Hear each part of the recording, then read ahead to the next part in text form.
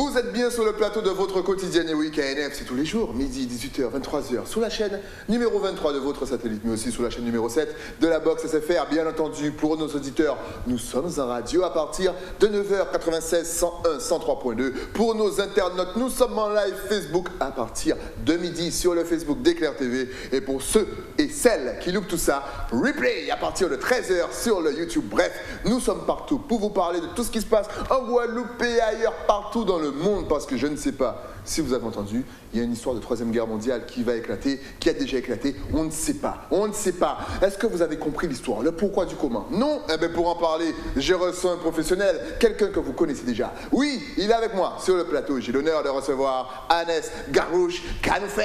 Nous là, on est là, on tient. Et je me rappelle, imaginez-vous les amis, parce que c'est une famille, que c'était l'un des thèmes qu'il voulait traiter il y a au moins 3 mois. Il m'a dit, il faut qu'on parle de géopolitique, il y a quelque chose qui va éclater. Stali, mais est-ce que tu suis pas ça? Je lui ai dit, attends 2 secondes. Le temps que je m'informe, boum, ça a éclaté. Quand on vous dit qu'il faut traiter, il faut battre le fer quand il est chaud, vous voulez pas écouter, bah... Mais toi, tu avais vu la chose venir. Donc, il a déjà son abri anti-atomique. Exactement. Non, c'est vrai, mais pourquoi? Il est du côté de Pointe-Noire d'ailleurs. Alors pour celles et ceux qui ne comprennent pas peut-être dans quelle situation nous sommes actuellement, est-ce que tu peux nous éclairer? Est-ce qu'effectivement on pouvait voir venir cette Troisième Guerre mondiale? Est-ce qu'on peut dire Troisième Guerre mondiale? Alors c'est difficile de dire. Alors ouais, voilà, faut faire attention parce que souvent il y a un emballement, notamment sur les réseaux. Exact. Et souviens-toi, c'était quand? C'était il y a 2 ans. Il y avait déjà eu un emballement Troisième Guerre mondiale en début janvier. Oui. Il y avait même un hashtag Troisième Guerre mondiale parce que les Américains avaient fait un assassinat extrajudiciaire d'un militaire iranien.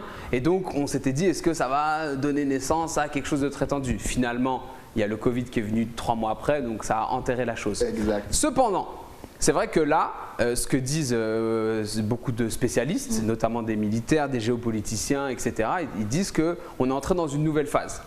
Alors dans une phase plutôt chaude. Ouais. Et c'est vrai que ça, il faut en avoir conscience. L'idée, c'est pas de sombrer dans la panique, ça va être la guerre, il faut faire des provisions, machin, etc. Mais juste d'en avoir conscience pour que, se tenir informé et pas être dans un état de sidération si les choses sont amenées à s'accélérer. Ouais. Voilà, c'est vraiment l'idée.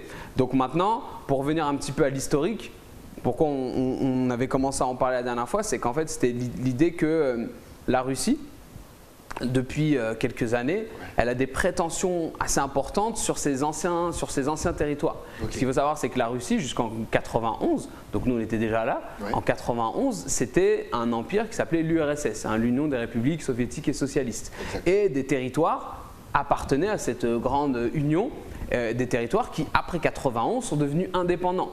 On pense à l'Ukraine, on pense à la Biélorussie, mais aussi des territoires plus au sud, Kazakhstan, etc., ou même des pays baltes, Lituanie, etc. Donc pas mal de pays qui, après 91, sont devenus indépendants. Ouais. Et l'idée, c'était, vous devenez indépendant, mais restez quand même un peu proche de... Un peu pendant. Voilà, un peu quand même avec nous. Et Ouais. il n'est pas question d'aller dans le camp ennemi, parce qu'on rappelle que la guerre froide, c'était quoi? C'était le 2 blocs, exact. Les États-Unis d'un côté et l'URSS de l'autre. Et donc l'idée, c'était, à la fin, à la chute de l'URSS, c'était que ces pays n'aillent pas quand même dans le camp ennemi.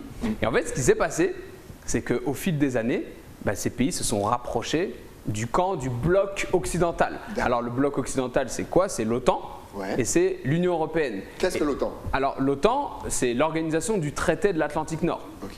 À la fin de la Seconde Guerre mondiale, il y a les pays donc les pays européens entre autres, qui sont ravagés, qui ont perdu, etc. Et l'idée de l'OTAN, c'est les Américains qui viennent, qui disent bon, vous avez fait la guerre, vous êtes des merdes, on va mettre des armées, on va faire un accord. Où on va installer une armée et l'idée c'est que il n'y aura plus de guerre parce que si on est là pour faire un peu les arbitres, tu vois, il n'y aura théoriquement pas de guerre. Ouais. Et de l'autre côté, l'URSS avait répondu avec ce qu'on appelle le pacte de Varsovie au milieu des années 50 en faisant à peu près la même chose. Donc tu vois, tu avais à chaque fois le pendant, tu avais l'OTAN d'un côté, le pacte de Varsovie de l'autre. Ouais. Et à la fin de la guerre froide, l'URSS et son pacte sont partis, mais l'OTAN est resté. Okay. Et donc ce qui se passe, c'est que 10 ans après la chute de l'URSS, tu as Vladimir Poutine qui arrive au pouvoir en 2001. Le gars est là depuis long time. Ouais, exactement. Ça fait très très long time. On a l'impression qu'il a passé toute sa vie au pouvoir. Le gars, ça fait plus de 20 ans. Et même quand il n'était pas au pouvoir, je crois qu'il était au pouvoir. Non mais donc, exactement, c'est-à-dire que le gars était déjà alors membre des services de renseignement, etc. Tu as son ministre des Affaires étrangères qui s'appelle Lavrov, qui lui aussi était là et ça fait plus de 45 ans qu'il est là. Enfin tu vois, c'est des gens qui, il faut bien comprendre, pour eux, la chute de l'URSS, pour eux, c'est pas la fin de quelque chose. Eux, ils continuent à être dans le game. Donc c'est ce qui explique voilà, les prétentions par rapport aux anciens territoires qui appartenaient à l'URSS. Et en fait, ce qui s'est passé, c'est qu'il y a eu un premier déclic en 2014. En 2014, tu as un territoire qui était une ancienne colonie, entre guillemets, ou un ancien territoire de l'URSS, qui s'appelle l'Ukraine. Et à l'intérieur de ce territoire, en fait, c'est pas très clair. Tu vois, tu as l'Ukraine, ils sont russes, en même temps, ils sont ukrainiens. Alors, en fait, ce qui se passe, c'est que là où c'est pas clair et les gens, malheureusement, on a du mal à comprendre, c'est que nous, on a notre lecture, on a nos lunettes de l'État-nation. L'État-nation, c'est quoi? Ça veut dire que tu as un État, tu as un pays, tu as les Italiens en Italie, les Français en France, les Anglais en Angleterre, etc. Sauf que ce système-là, il fonctionne à peu près en Europe de l'Ouest, mais dans les autres régions du monde, on voit que c'est le bordel. Tu vois, non mais vraiment, tu vas dans d'autres pays, tu vois, par exemple en Yougoslavie, bah, on a vu que c'était tu as des Serbes, des Bosniaques, enfin c'était n'importe quoi. Et même finalement, tu as même plein de pays en Afrique où ce fonctionnement-là de l'État-nation, tu vois, par exemple au Mali, tu as des Bambara, tu as des Peuls, et donc tout ça, finalement, ce fonctionnement-là, on a du mal. Alors, moi, je pense qu'avec le temps, les gens vont trouver des manières de faire en sorte qu'une nation émerge de ces différences, mais c'est vrai que c'est pas clair. Et donc finalement, ce qui est le point de tension, c'est qu'en 2014, tu as des Ukrainiens, mais russes, plutôt proches de russophones, proches culturellement de la Russie. Ils ont dit, nous, on a envie d'être avec Vladimir Poutine. Donc ils se sont mis en mode séparatiste, tu vois, indépendantiste, LKP de l'Ukraine, tu vois. LKP de l'Ukraine. D'une certaine manière. Et du coup, Poutine, il avait un peu organisé ça. Il a envoyé des soldats pour les aider à se soulever. C'est pour ça qu'il y a une partie de l'Ukraine au sud.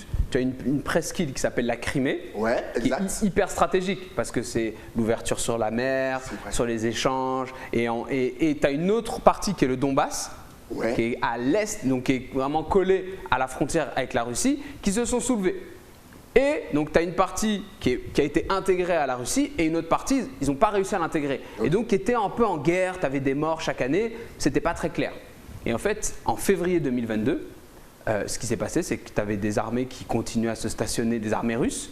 Et le 24 février, Poutine il s'est tapé un délire, il a dit « allons, on y va ». Donc des Ukrainiens russes du Donbass, de cette région-là, se sont déclarés indépendants et Poutine a dit « vas-y, on envahit ». Et c'est là où tout le monde a été choqué en fait. Tout le monde s'est dit mais non, mais ça n'existe plus normalement. Ça c'était dans, je sais pas, quand on joue dans les jeux vidéo, c'est dans les livres d'histoire. Ça c'est à l'ancienne ça. Les empires qui attaquent. Exactement. Et en fait, on se rend compte, et c'est ce qui est assez fou, c'est qu'on se rend compte que bah non, en fait, le truc d'humain qui a toujours existé, bah, continue en fait à exister. Exactement. Ce truc de prendre des territoires, de parfois utiliser la violence pendant quelques jours, après se retirer pour mieux négocier, etc. Toutes ces stratégies-là qu'on a toujours, enfin tu sais, qu'on avait lues, je sais pas, tel empereur Alexandre le Grand, Napoléon, machin, mais on se rend compte qu'en fait, là on est en train de le vivre en direct sur Instagram, sur Snapchat, etc. Tu vois.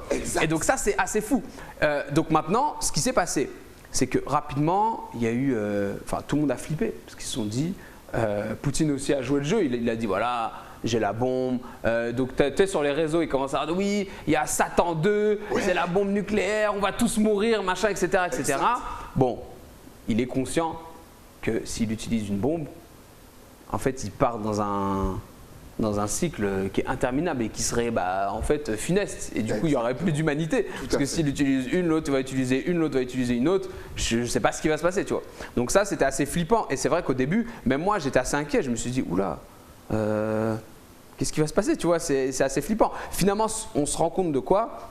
C'est qu'on revient à une politique, à une géopolitique même concrète de il avance des pions, tu vois, en fait on joue aux échecs. Et là, ce qui se passe très actuellement en ce moment, là, il y a 3 heures, Vladimir Poutine a déclaré, donc ça montre bien que le truc est en évolution, mais plutôt vers l'accalmie. Il a dit on n'a aucune intention d'envahir toute l'Ukraine.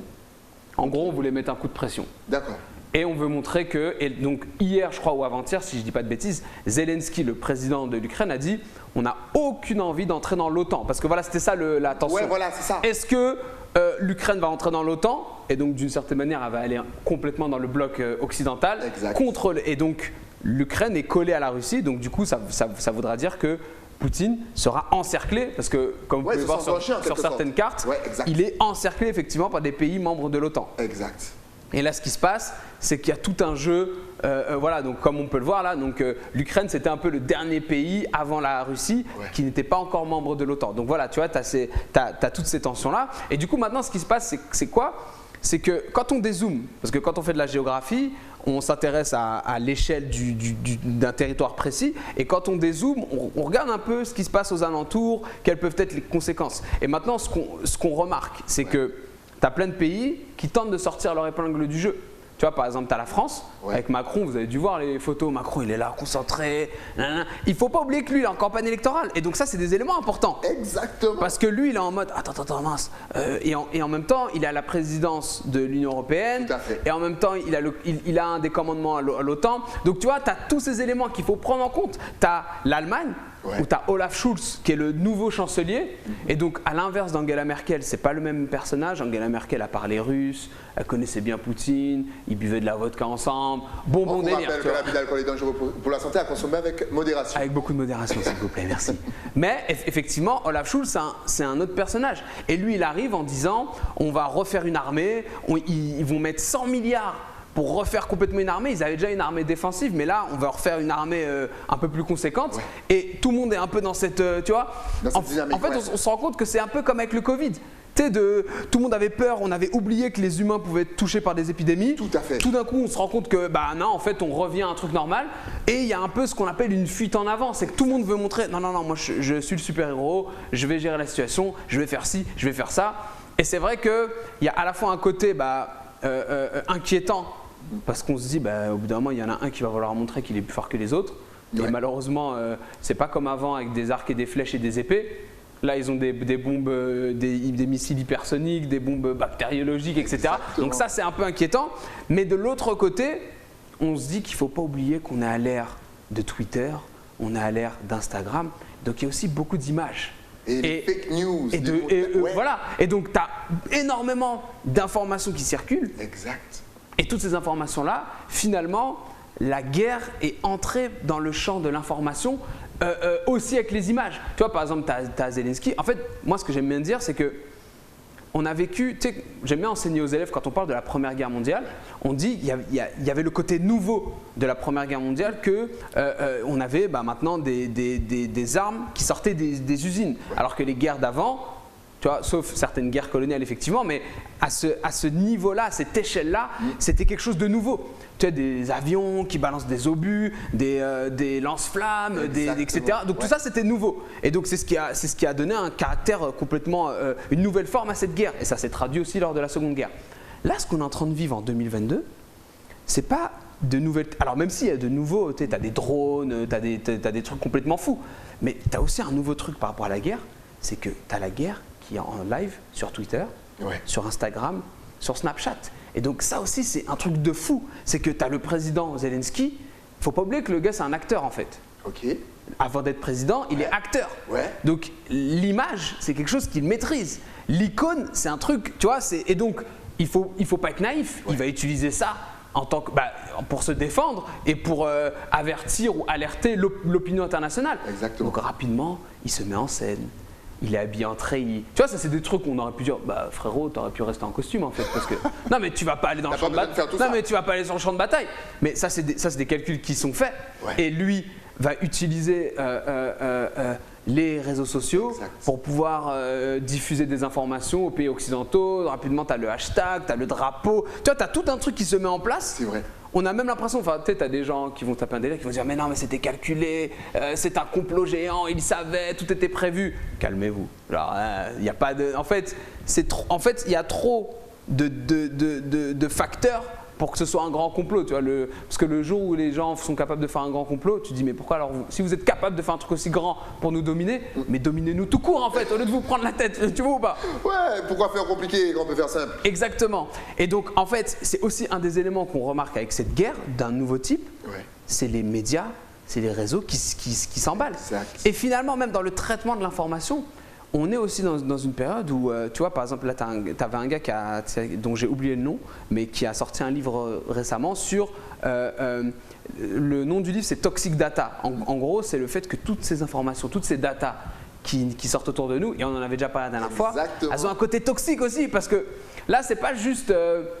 oui, il y a de la pollution, oui, il y a le Covid. Non, là, c'est la guerre. Exact. On parle de morts, on parle de bombes, on voit des images de bombardements. Et en même temps, on ne sait pas trop parce qu'il faut bien s'imaginer que d'un camp comme de l'autre, et en fait, je ne dis pas ça en disant qu'il y a que c'est des fake news ou pas, mais c'est que dans un sens comme dans l'autre, les gens vont manipuler les images, tu vois? Parce qu'il faut bien comprendre aussi quelque chose, et ça, de toute façon, je t'avais déjà dit, c'est que dans la vie, on n'est pas dans un film américain, c'est les gentils.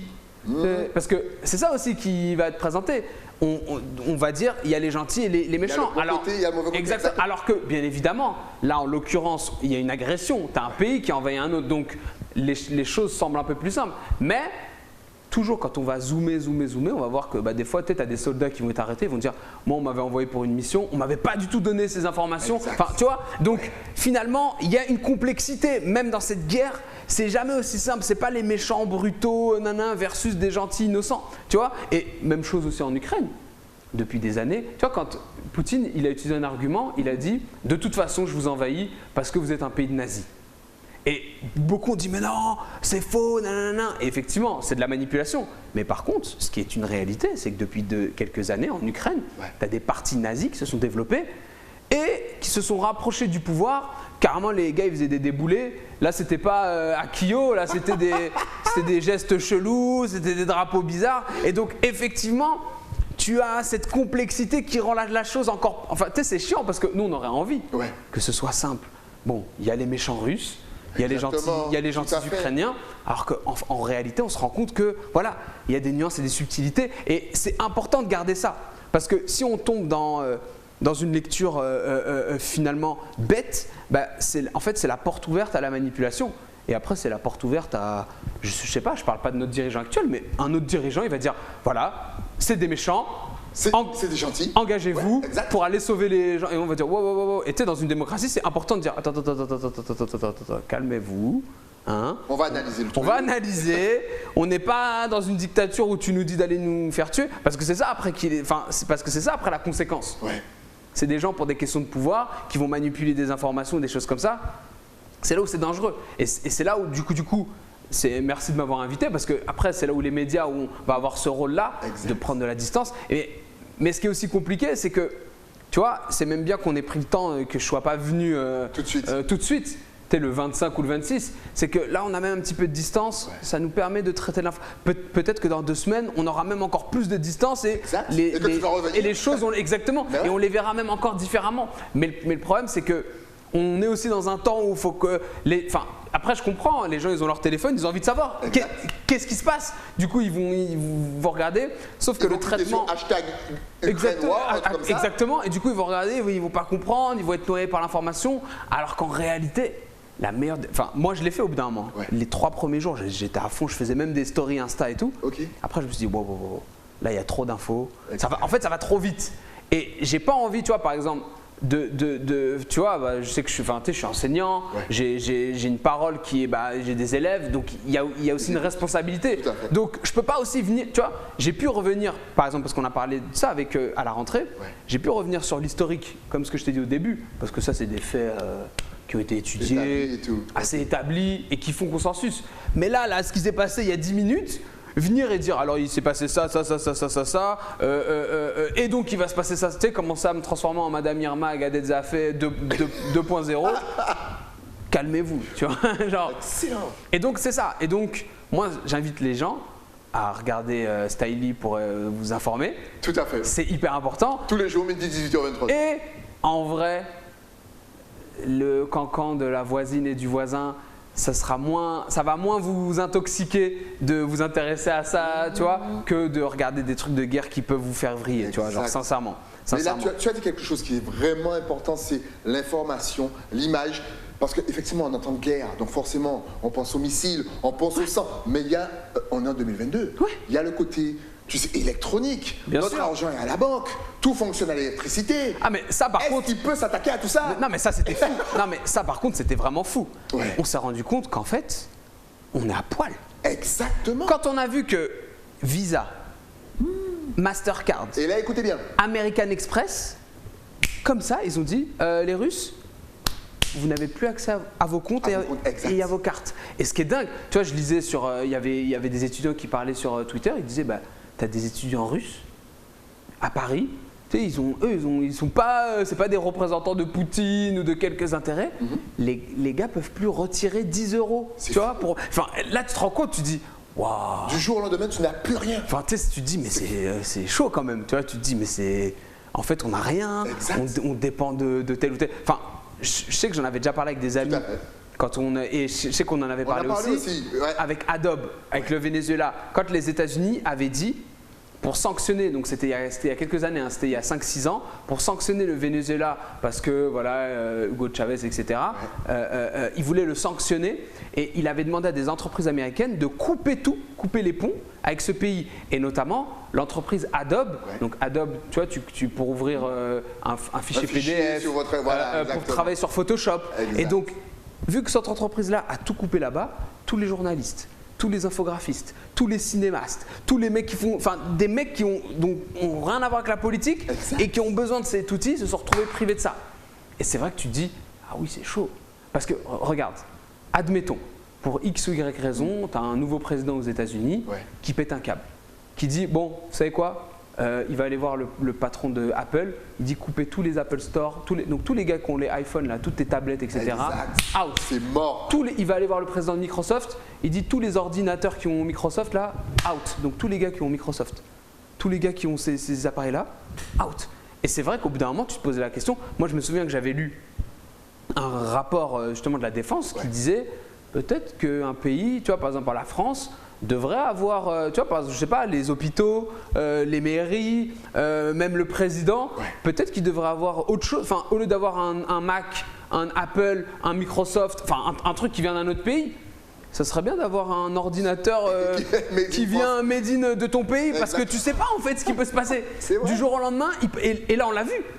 Là, on a vu, alors c'est dans le cadre de sanctions économiques, il y a une agression, donc ça s'est pas fait comme ça parce que les gars sont devenus fous, mais c'est des trucs qui interrogent quand même, tu vois, qui interrogent sur finalement, du jour au lendemain, je peux ne rien avoir, j'ai plus rien. Et en parlant de plus rien, ben, là on est en train de voir un peu les conséquences, et ça par contre c'est une réalité, on voit comment ça se passe à la pompe, on voit comment ça se passe quand tu arrives et que en fait tu vois le pompiste. T'as envie de lui donner la force, tu vois, t'as envie de lui dire ça va frangin parce que tu sais que son métier est difficile. Mais en même temps tu vois le chiffre qui est juste à côté de sa tête, tu fais pas… Et je big up tous les pompistes parce que tu sens tous les pompistes, mais bien sûr, moi ils sentent notre douleur, à chaque fois ils viennent avec ça fait… Eux ils viennent, ça. Le gars vient avec un Doliprane, de la vaseline, enfin tu vois, il sent que c'est chaud, tu vois. Il vient dans notre psychologue, ça va aller tout seul, vas-y, paye tes 80 €, exactement, paye tes 110 €, paye tes ça. Et c'est très très dur. Et par contre, ça c'est une réalité par rapport aux conséquences de la guerre, c'est que là il y a en fait, il va y avoir des vraies conséquences sur les prix qui sont réels et tangibles.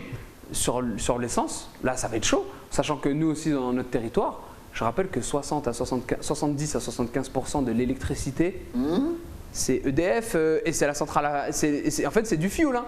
Donc quand le pétrole augmente, nous après ça va avoir des répercussions. Donc c'est là où finalement je pense qu'il faudra un peu plus écouter les écolos quand ils disent hey, les gars, ce serait bien, je sais pas, de solaire, de réfléchir à autre chose en fait. Parce que les énergies fossiles et notamment le pétrole, c'est archi pas fiable. Et là on va s'en rendre compte. Donc ça va être une première conséquence. Deuxième conséquence, ça va être du coup sur les matières premières.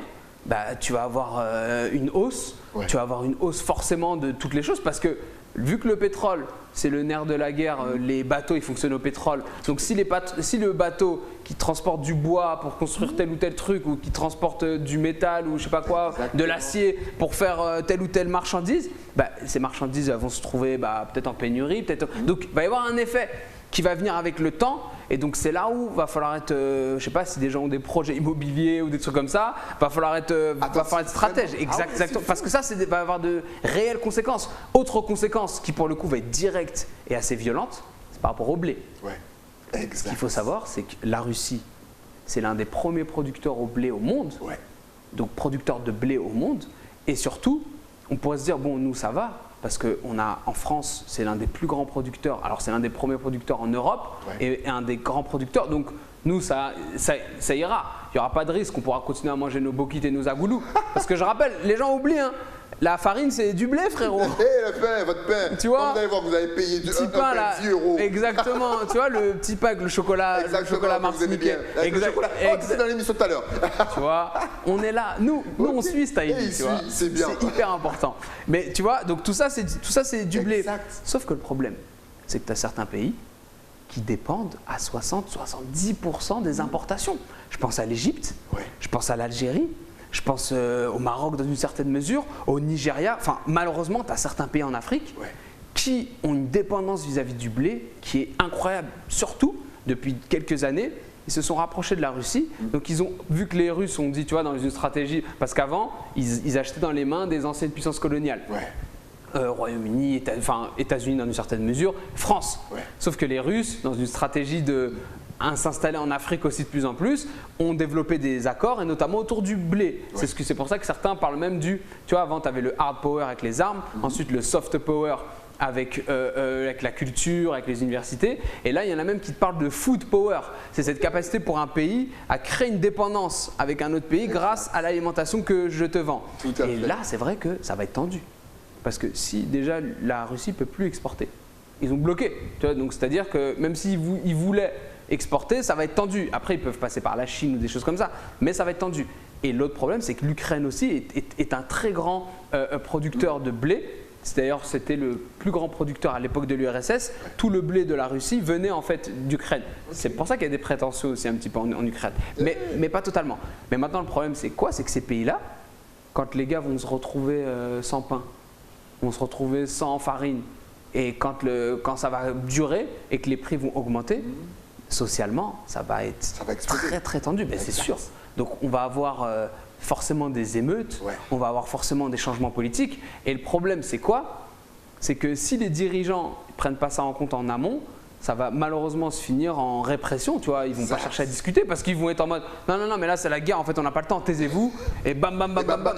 C'est ça qui est chaud, tu vois, c'est ça qui est. Et donc ça c'est des conséquences, tu vois, c'est des conséquences de cette guerre qui sont peut-être pas tangibles, tu vois, on voit pas un obus, on voit pas une guerre, on voit pas un missile, mais c'est des conséquences qui peuvent être tout aussi dramatiques. Parce qu'une famine, malheureusement, c'est des trucs qui tuent par millions, tu vois, c'est des trucs vraiment, vraiment tendus. Donc voilà, c'est un peu la situation dans laquelle on est aujourd'hui.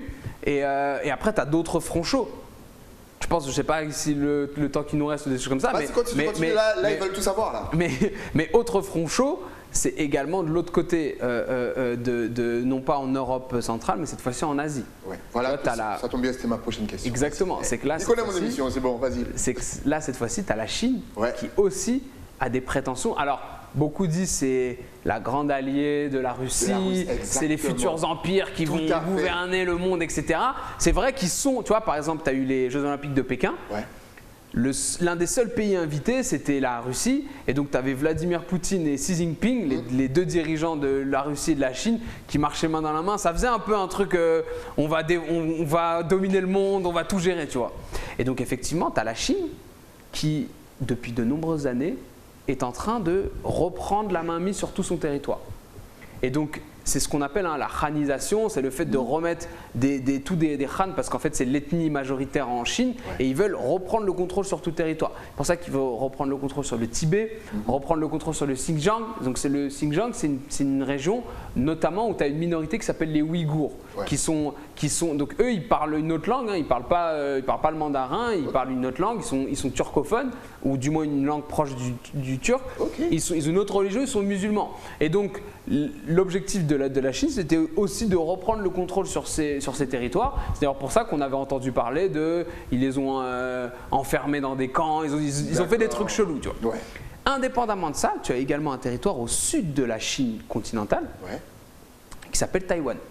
Et en fait, ce territoire, à la base, il faisait qu'un avec la Chine. Mais pendant la guerre froide, donc en Chine, la Chine est devenue communiste en 1949 avec Mao Zedong. Et les Chinois qui ne voulaient pas être communistes et qui voulaient être proches des États-Unis se sont réfugiés en République de Chine. Donc c'est pour ça que en gros, tu avais deux pays, la République populaire de Chine communiste et la République de Chine qui était dans le camp occidental, qui est à Taïwan. Avec le temps, ça a donné deux pays, etc. Mais ce que dit Xi Jinping, il dit, il n'y a pas deux pays, il y a un pays, tu vois, et on va l'envahir. Et donc, lui, ce qu'il est en train de dire, c'est, normalement, en 2047, ils sont censés réunifier les deux pays. Sauf que Xi Jinping, j'ai l'impression qu'il n'a pas envie d'attendre 2047. C'est trop loin. Et tous les jours, et ça par contre, ça c'est ouf, tous les jours, tu as des avions de l'armée chinoise qui survolent le territoire, donc ils appellent ça l'ADIZ, c'est le territoire qui appartient à Taïwan. Et du coup, ils volent au-dessus et ils disent, voilà, en gros, tu vois, ils passent, après ils ressortent. Coucou, et en gros, coucou, t'inquiète bientôt, tu vois. Attends, lui aussi, ça va arriver. Il peut faire comme Poutine et d'un seul coup. Non, parce que, non, lui, en fait, oui, alors oui, déjà oui, c'est déjà oui. Mais deuxièmement, lui va dire, ah non, mais moi ça n'a rien à voir avec Poutine. Poutine, il est allé dans un autre pays. Moi, c'est le mien. Moi, je suis chez moi. Ok. Et il dit, il faut être clair par rapport à ça. Et d'ailleurs, c'est là où c'est ambigu. C'est que Taïwan, tous les pays, quasiment la majorité des pays ne reconnaissent pas Taïwan comme un pays en tant que... La France ne reconnaît pas Taïwan en tant que pays. Les États-Unis ne reconnaissent pas Taïwan en tant que pays. Ils reconnaissent uniquement la Chine. Mais, tu vois, c'est là où c'est flou. C'est là où c'est chiant. C'est qu'ils ne le reconnaissent pas, mais en même temps, ils sont tu vois, par exemple, tu as les États-Unis qui traitent un peu avec l'autorité de Taïwan comme si c'était un pays. Ok. Tu as l'Union européenne qui traite aussi, tu avais une délégation qui venait de Taïwan, qui était des pays de l'Union européenne qui allaient visiter Taïwan comme si c'était un pays. Donc tu vois, tu as cette ambiguïté. Et au bout d'un moment, en fait, ce qui va se passer, c'est que la Chine, depuis 4-5 ans, ils augmentent leur budget militaire, mais comme jamais. Mais c'est un truc de fou. Hein. C'est-à-dire qu'aujourd'hui, c'est le deuxième budget militaire le plus important après les États-Unis. Sauf que eux, ils ont un budget de à peu près 300-350 milliards de dollars par an. Les États-Unis, c'est plus de 700. Donc eux, ils sont au-dessus. Mais 700 milliards aux États-Unis, 300 milliards en Chine, c'est pas tu vois, les salaires des soldats chinois, c'est pas le salaire des soldats américains. Donc peut-être que les 300 finalement milliards mis en Chine, ils peuvent arriver finalement au même niveau, d'une certaine manière. Tu vois, si on compare par rapport au prix des matériaux, parce que les armes qu'ils font, c'est dans des usines en Chine, et on sait que les gars dans les usines en Chine, ils ne sont pas payés au SMIC. Hein, tu vois ou pas? Non mais donc ça permet bien de voir que finalement, ils sont en train de s'armer, de se surarmer. Et tu donnes un gars, imagine-toi, hein, tu donnes des Kalachnikov, des Koutlas, tu donnes plein d'armes. Bah, le gars, au bout d'un moment, il va faire Hatchoum, il va te couper la tête, il va te tirer tout. Non, mais tu vois, c'est que les gars sont en train de se militariser. Tu sais, c'est comme une expression là qui dit, t'as des rappeurs aux États-Unis, ils disent more gun, more violence, tu vois, genre plus d'armes. Il y aura plus de violence en fait. Forcément, parce que dès qu'il y aura juste une petite embrouille, ils vont pas perdre de temps. Ils vont donc c'est ce qui se passe. Il n'y aurait pas eu d'armes. À la rigueur, 2-3 calottes, mais c'est tout. Une petite calotte. Mais là, plus tu es armé, plus tu as le potentiel. C'est ça. Et donc ce qui se passe, c'est qu'ils augmentent en armes, Et donc au bout d'un moment, Taïwan, il y a de fortes chances que ça devienne aussi un front chaud. Alors, je ne saurais pas te dire quand, parce que je n'ai pas de boule de cristal. Mais c'est vrai que parmi les indicateurs très très chauds, il y avait l'Ukraine et il y a aussi Taïwan. Et là aussi, les conséquences, tu vois, là, on parlait de blé, on parlait de pétrole, les conséquences vont être hyper importantes aussi. Parce que tu as des cartes aussi, tu as un site qui s'appelle Marine Traffic. C'est en gros un site qui te montre le trafic maritime en temps réel. Et on se rend compte que la mer est remplie de bateaux. Donc tu vois, tous les petits bateaux, les petits points rouges, c'est les bateaux dans lesquels il y a du pétrole. Et les petits points verts, c'est les bateaux dans lesquels il y a tes chaussures, il y a tes lunettes, il y a il y a ta vrai, il y a tablette, ta chemise etc. aussi. Exactement. Et donc, ce que tu peux voir, c'est que lorsque un des points hyper importants, qui est donc Shanghai, Taïwan, etc., c'est un des points où le passage de tous ces bateaux est le plus important, et ben, s'il y a une guerre qui se déclenche là, ben, il faut s'imaginer que les bateaux vont plus pouvoir passer par là. Et donc, s'ils ne peuvent plus passer par là, ben, ça va avoir des conséquences en chaîne. C'est que tu n'auras plus de bateaux, tu auras des ravitaillements, tu auras forcément des pénuries, tu auras forcément des installations portuaires qui vont. Tu sais, si tu as une guerre, il y a des ports qui vont être détruits, etc. Et donc, il peut y avoir une conséquence en chaîne qui est assez inquiétante, tu vois. C'est fou. Donc, il faut aussi en avoir conscience. Donc, au lieu de dire ah ça va être la troisième guerre mondiale, etc., dire ok, qu'est-ce qui se passe? Analysons tranquillement et en même temps ayons conscience, soyons conscients il peut y avoir des déséquilibres. Et donc face à ça, comment je fais? Bah, tu vois, par exemple, nous on a été capable rapidement de faire du gel hydroalcoolique avec du rhum, etc. Donc ça montre bien qu'on a aussi la capacité, ce qu'on appelle la résilience, cette capacité à remonter, à se relever. Exact. Et donc il va falloir aussi être capable de réfléchir à ça. Parce que je sais pas, tu sais, les gens, moi je connais des gens qui disent ouais, quoi qu'il arrive, moi j'ai des ignames, j'ai des, tu vois, j'ai un nid banane, un nid, tu vois, tout ça. Sauf que les gars, tu dis, est-ce que tu penses que tout le monde va pouvoir manger des ignames? Est-ce que déjà il y en aura pour tout le monde? Exact. Est-ce que les gens vont accepter de manger que ça? Au bout d'un moment, tu peux saturer. Et donc, il faut être conscient.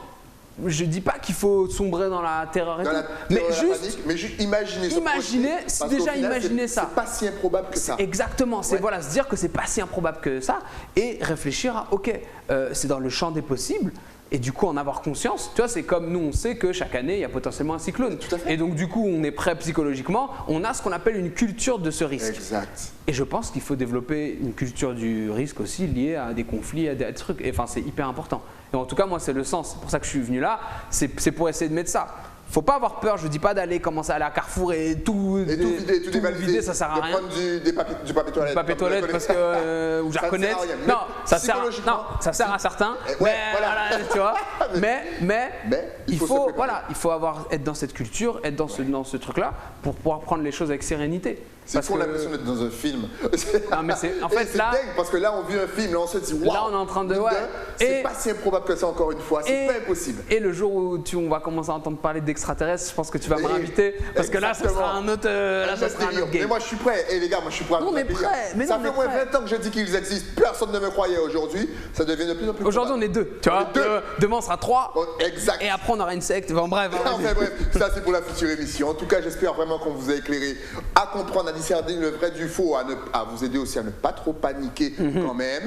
Mais en tout cas, si vous voulez plus de questions, plus de réponses, il vous l'a dit, il fait des lives sur son Instagram. Est-ce que tu es connecté sur les réseaux? Exactement. Instagram, Facebook, Facebook, etc. Donc tu peux voir le shot.